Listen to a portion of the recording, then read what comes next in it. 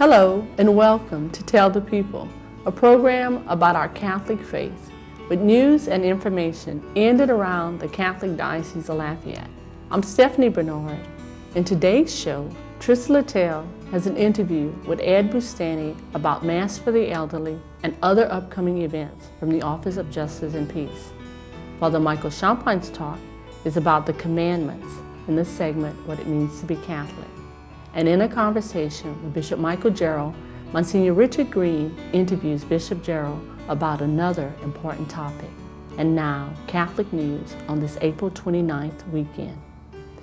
Have you ever questioned why Catholics believe what we believe? Has it been difficult finding the answers? Please join others in studying and learning about the true teachings of the Catholic faith every Thursday evening in the Parish Life Center of Our Lady of Perpetual Help Church in New Iberia. Meetings will be held from 6:30 to 8 p.m. weekly. For more information, please call 380-4829. You are invited to check out the King's Men. This exciting, masculine faith formation group provides opportunities for men to gain a deeper understanding of their Catholic faith and grow in holiness and manly virtue. Weekly meetings of the King's Men gather every Tuesday from 7 to 8:30 p.m. in the upper room at Our Lady of Wisdom in Lafayette on the UL campus. All men are invited to attend. For more information, please visit online at www.thekingsmen.org or call 896-3491. The Community of Jesus Crucified invites everyone to attend one of the following retreats at Our Lady of Sorrows Retreat Center in St. Martinville. Please mark your calendars for a married couples retreat with Father Michael Champagne is planned for the weekend of June 8th to the 10th. The experience will consist of talks and meditation pertaining to living out the sacrament of matrimony. Members of the Community of Jesus Crucified will also conduct a free Women of the Eucharist retreat during the weekend of October 19th through the 21st. The retreat will include quiet time to pray, opportunities to celebrate the Sacrament of Reconciliation, Mass, adoration of the Eucharist, and free time to stroll through the retreat center's beautiful grounds. Lastly, 2 Men of God retreats have also been scheduled for the weekends of August 10th through the 12th and November 30th to December 2nd. Presented by Father Michael Champagne, these silent retreats are designed to help men better understand and respond to their baptismal call to holiness in their state of life. For further details and registration information for all retreats may be obtained by contacting Cheryl Moss at 453-2385. Fathers Jude Halfin and Neil McNeil would like to invite all married couples to join them for a special married couples retreat on board the Holland American cruise ship.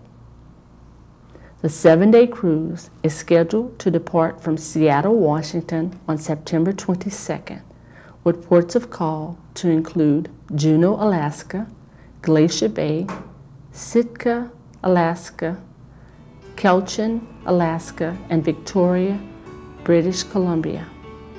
Space is limited, and early booking is recommended to ensure accommodations. Additional information, including rates, may be obtained at www.globaltracktravel.com. Coming up next, Trista Littell has an interview with Ed Bustani about Mass for the Elderly and other upcoming events through the Office of Justice and Peace. I'm Bishop Michael Jarrell. The Beatitudes in the Gospel of Matthew speak directly to the heart of the Bishop's Services Appeal. The appeal funds services to the poor in spirit, those who mourn, and those who seek justice. And blessed too are you, the merciful, who give so generously to the appeal, so that others may find the peace and mercy of Christ in their lives. Please give a gift to the Bishop's Services Appeal this year. Thank you. Welcome to Inside the Diocese. I'm Trista Littell, and with me here today is Ed Bustani, Director for the Office of Justice and Peace for the Diocese of Lafayette. Welcome, Ed. Good morning. You're going to be talking to us today about the Mass for the elderly. Give us some details about that. Sure. Ed. It's a very special Mass. It's one of our annual events that we always look forward to that happens in early summer. And it's a special Mass that honors the elderly, just as it's entitled. It's put on and promoted by the Commission for the Pastoral Care of the Elderly, which is a diocesan commission created by the bishop. And it is to celebrate the life of the elderly, as well as recognize some individuals that have devoted a lot of their life and a lot of their time to the service to the elderly. So who's invited to attend, Ed? Well, of course, by its title, you would think primarily older folks, I guess, and I guess if we entitle the elderly, maybe retirement age or above. But it's really open to everyone, anyone that wants to sit in celebration of the lives of the elderly. So we have a lot of families, a lot of younger folks that come. And what makes it special is we have a lot of families that will go and take their relatives out of the nursing home for the afternoon and come and be at the Mass, which is celebrated by Bishop Gerald. We have a very nice reception afterwards, and they'll bring their family members to join in the celebration and kind of make an afternoon of it. And so you'll see elderly folks, and you'll see a couple of generations there sometimes, from grandchildren or great-grandchildren on up. So and to have it's the really blessing open to of the everyone. bishop. That's Yes. just really wonderful. Yes, we're very fortunate the bishop has committed to celebrating this Mass every year for as many years as I can think back now, and that makes it a special time. And as I said, it's not just the Mass, but there is a nice reception afterwards where we have refreshments and cake and some dessert items, and the bishop is in attendance there as well, so folks that want to visit with him have that opportunity. Well, give us the date and the time for that, Ed. Okay. It's on Sunday afternoon of May 6th. It's going to be at 2 o'clock in the afternoon is when the Mass will be celebrated, and the reception is going to follow immediately after. It's going to be at the Immaculata Chapel, which is at 1408 Carmel Drive or the Brobridge Highway at the Chancery Office, the chapel there. And the reception is going to be right after in Marion Hall, which is just right across the courtyard. Now you mentioned that it's sponsored by the Pastoral Care for the Elderly. Right. Can you tell us a bit about the Pastoral Care for the Elderly? Right. The commission was formed again by the bishop many years back as a means to improve communication on the needs of the elderly and what the diocese can do to better serve them. And so it's a commission made up primarily of elderly and older folks within the diocese, many of which have been involved in volunteer activities in the past, or some that just want to serve as an advisory board or an idea board, you could say, for the diocese and for the bishop as to what are the true needs of the elderly and how the diocese can better meet those. So they both kind of have their pulse on the community as to what the needs are. They contact and survey the nursing homes every other year to get a census and a bed count.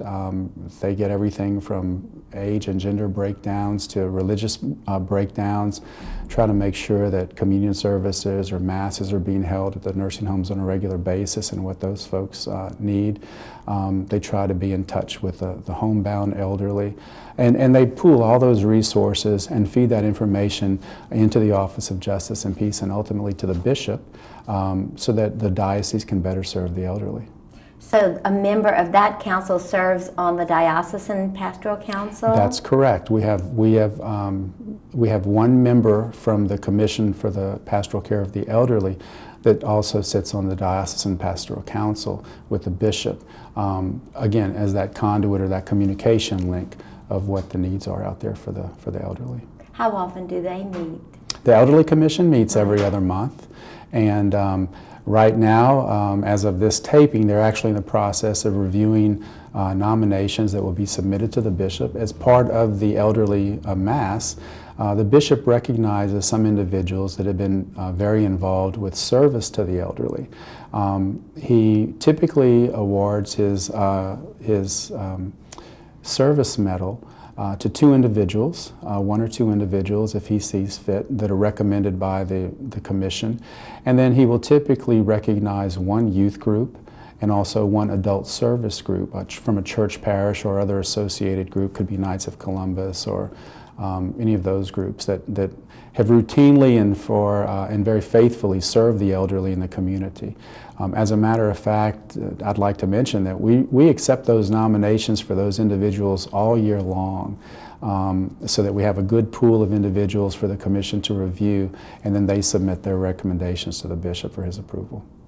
So if someone wants to make a recommendation of youth or someone elderly, they would contact your office, Ed? Absolutely. There's a couple of ways. The most common way is to contact the Office of Justice and Peace. Mm-hmm. Our phone number is 261-5545, and we can mail them a nomination form. The easiest way now is actually to go to the diocesan website, and on the Justice and Peace front page for our office, we actually have a link to the nomination forms where you can just pull them up and print them out, complete them, and then mail them in to us. Wonderful.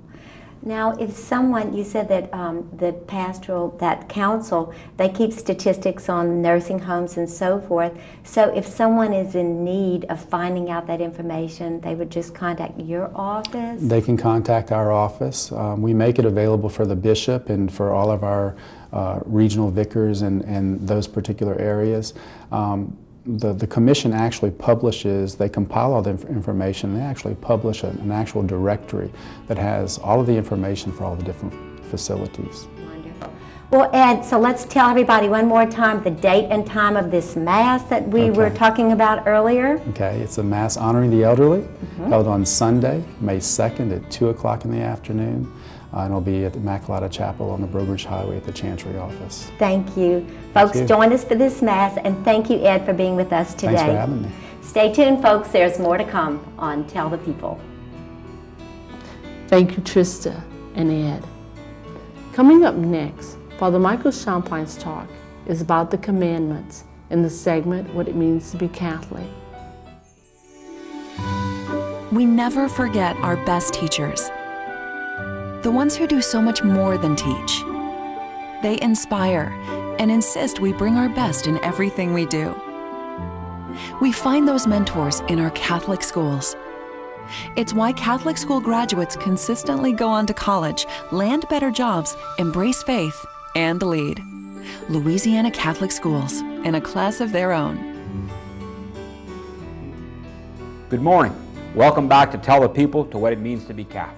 If you're just joining us, we have resumed treating the 10 Commandments, which we began prior to Lent, and we had a little break during Lent where we reflected on the mystery of Lent, as well as the 14th Station of the Cross. Then the first 2 Sundays of Easter, we looked at Easter joy and divine mercy, particularly the sacrament of great joy of having our sins absolved and going to confession regularly and fervently. Last Sunday, we resumed our track on the 10 Commandments, and we're on the 7th Commandment. We had part 1 last time, and we began with 2401 in the Catechism. The Catechism says the 7th Commandment forbids unjustly taking or keeping the goods of one's neighbor and wronging him in any way with respect to his goods.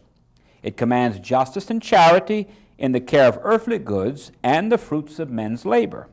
For the sake of the common good, it requires respect for the universal destination of goods and respect for the right to private property. Christian life strives to order this world's goods to God and to fraternal charity. That's number 2401 in the Catechism of the Catholic Church. Last time we began with the first part about the distinction between God's will, that all the goods of the world, the universal destination, that we're to take care of the good of all people, not just at this particular moment in time, but into the future. And